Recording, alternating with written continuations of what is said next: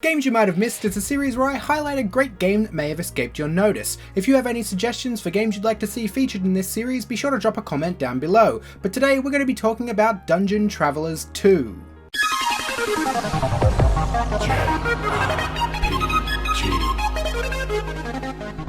Did somebody say fan service?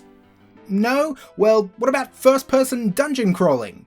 Well, if neither of those things interest you, you probably aren't going to get much out of Dungeon Travelers 2, but if the prospect of a deep Japanese dungeon crawler lathered in coats of fan service has piqued your interest, you aren't likely to find a better example than this PlayStation Vita exclusive. For some people, the half-naked anime babes are going to be something they won't be able to get past, but if that kind of thing doesn't bother you, or if it only enhances the product in your eyes, then you are actually in for a really deep and really fun first-person dungeon crawling experience. The overly generic name really doesn't do the game justice. I am guilty myself of completely underestimating the quality of this game. I didn't go in with any expectations, but after just a few short hours I felt Dungeon Travelers 2 had already gone above and beyond some generic dungeon crawler.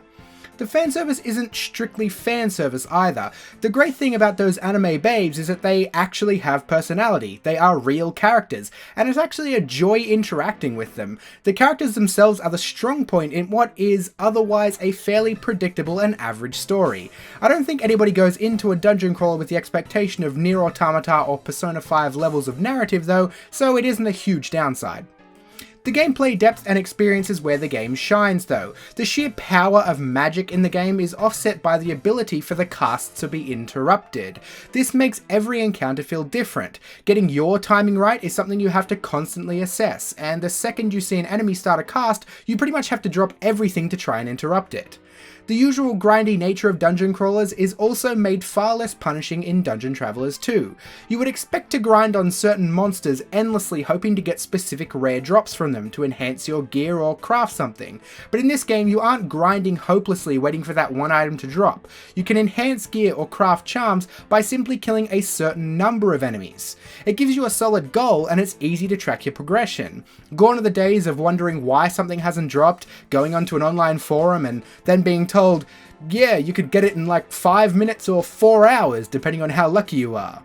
You will still feel the grind to get to that next level or to get powerful enough to take down that specific boss, but thankfully it's all broken up by wonderful dialogue and engaging character interactions. These things don't take place during just big story cutscenes, but pretty much all the time. It all adds up to one of the best dungeon crawling experiences I think I've ever had.